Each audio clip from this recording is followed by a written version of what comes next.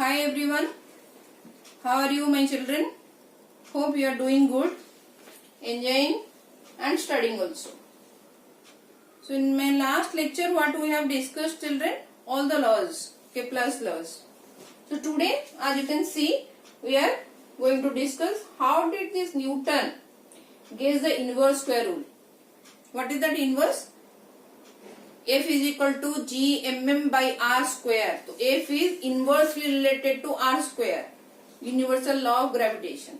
So we are going to see today or try to understand how Newton has used this 1 by R square in the formula. Okay? Okay. Already we have discussed the planet is revolving around the sun because of the gravitational force. Okay? Suppose sun is over here, so planet is moving like this. Because of the force of gravitation, your planet is moving, revolving around the sun. This we have already seen. Okay, and even we have seen how to find the magnitude of the force. Using which formula? Just now I have told you, using which formula? Newton's universal law of gravitation. Okay, F is equal to G by R square. What we have studied over there? F is proportional to product of both the masses of the bodies and inversely proportional to 1 by R square. This we have studied and we have combined this and proportionality constant capital G we have used. Okay. No need to go to the formula. I think you people know. I don't want to bore you people. Today we are going to see this. This is called inverse square rule. Okay. This is called only inverse square law or inverse square rule. From where Newton got this idea to use in his law. Okay. Okay. Any guesses? I think so many of you have covered the syllabus. Any guesses how Newton, great scientist, but from where he got this idea? Actually Newton got this idea by applying which law? Kepler's third law. Okay. Now we will try to understand how Newton derived this inverse square rule for gravitational forces. See, this is your path. Here planet. Here at one focus already we have discussed my last lecture. So this is your sun. See children. Here planet is moving. See the distance.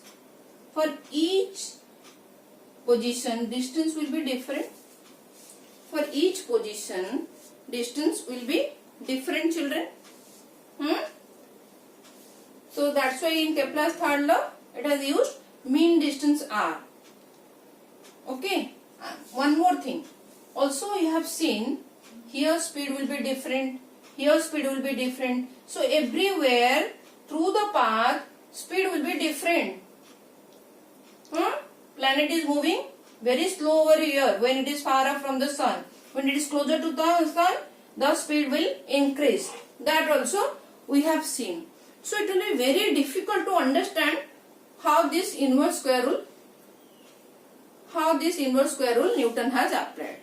But we will definitely try our best to understand this. So what we will do? We will consider this ellipse as a circle. We will convert it. How will you convert it? Suppose this is your sun now. Clear children? And this is your planet. So this is circle now. How will you convert? Already I have told in first lecture. What I have told? That circle is the special case of ellipse. When both the focus merge, coincide, then it will be a circle. So it is a special case of ellipse. Clear children? So we can use this now to make our calculation easy, or to make this thing actually to make you people understand. So many physicists have thought of No, it will be very easy to make these little kids understand. Okay, that's why assumption is not assumption, you can say they have considered this to be a circular path instead of elliptical path, because this circular path is the special case of elliptical path. So what we will do now, let us consider this planet is away from the sun, having which distance? R. Let the distance between the planet and the sun is R. So since it is circle, everywhere it will be R. Clear, children? Okay. And see, now speed, what about the speed? Here, see, this is a circular motion. So in uniform circular motion, we have already discussed, everywhere the speed has to be different. Then how it will move? So here uniform, that means speed magnitude is constant. Since direction, every point direction it is tangential. Now already I have told in one lecture. So it will be tangential. So everywhere direction is different. So your velocity is different. Okay. Let the distance is R. Let the distance is R and speed is V. Okay. And we will consider the time period to be T. What is this time period, children? What does it mean?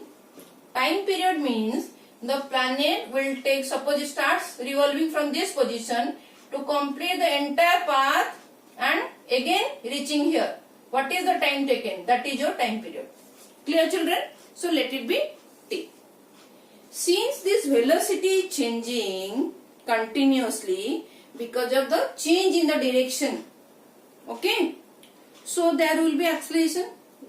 You know, you have studied in motion chapter, change in velocity is your acceleration. So there has to be acceleration, and this acceleration is directed towards center.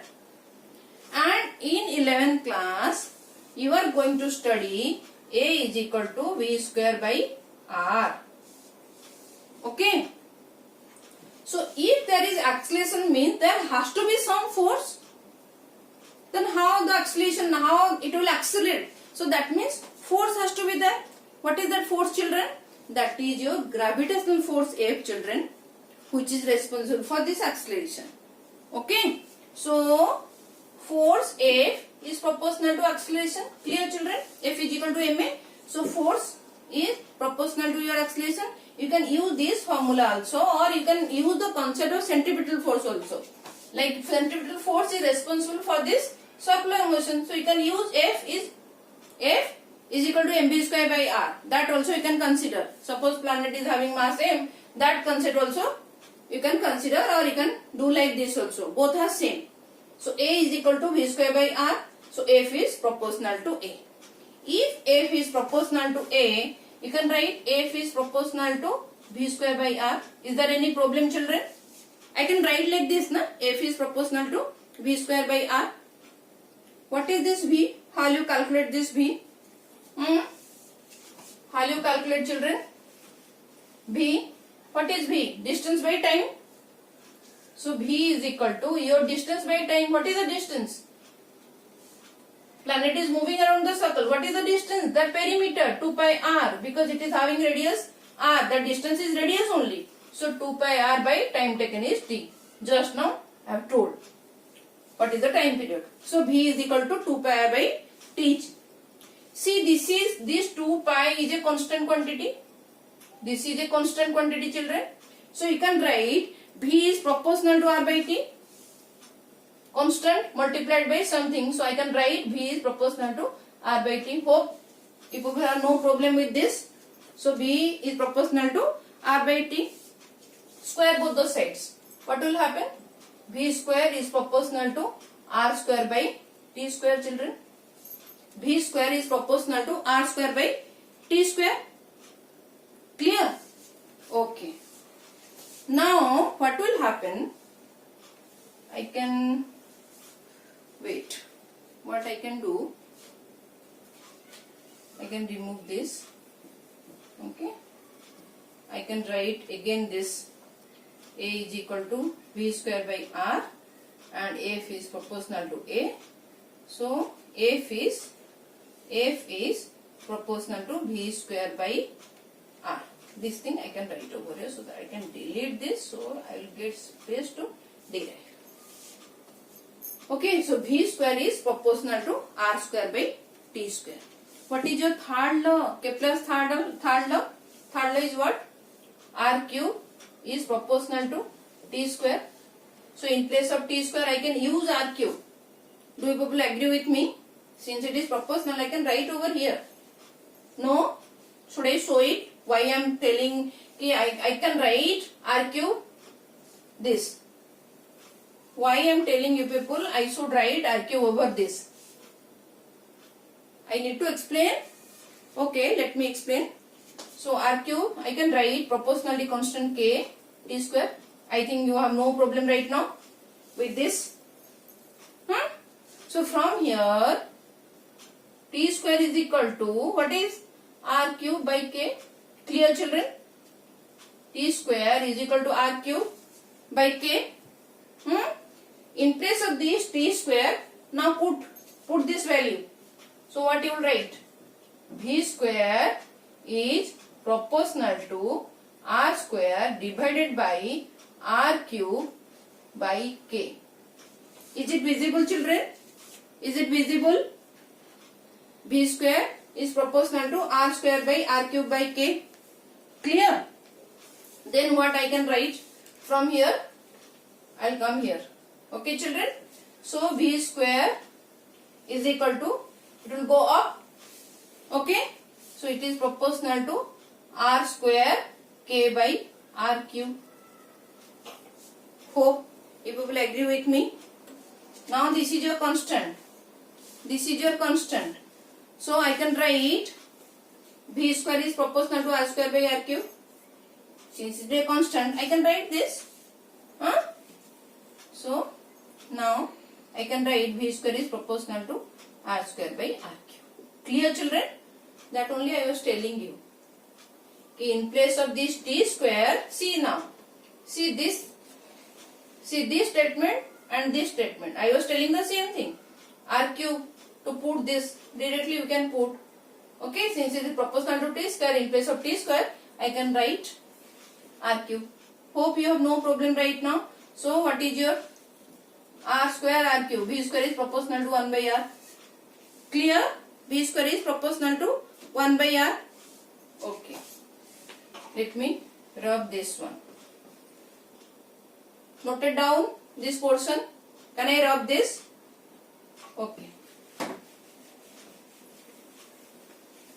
See what? Starting of the expression, mathematical derivation, F is proportional to V square by R. Now here in place of this V square, can I write 1 by R? Here in place of V square, F is proportional to V square by R. So V square is proportional to 1 by R. So in place of V square I can write now 1 by R and another 1 by R. V square by R na? This relation, F is proportional to V square by R. So here we are putting this. Clear children? So see where we are now. I think Newton has used this method to use this in inverse Newton's law of gravitation. This is your inverse square rule only. So finally we came here. Children, hope it is clear. Maybe this is the method Newton has gave the inverse square rule. Okay. Hope it is clear to you people. If any problem, you can leave a comment. So I will address that problem.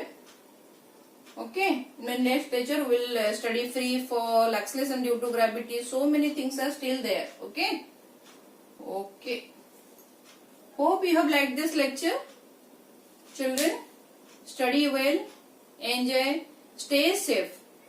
More important, stay safe and stay happy. That is the main thing. Healthy and happy. Okay. Study is part of your life. Hope I am not giving any gyan to you people. Okay. Okay children. Thank you for watching. Thank you.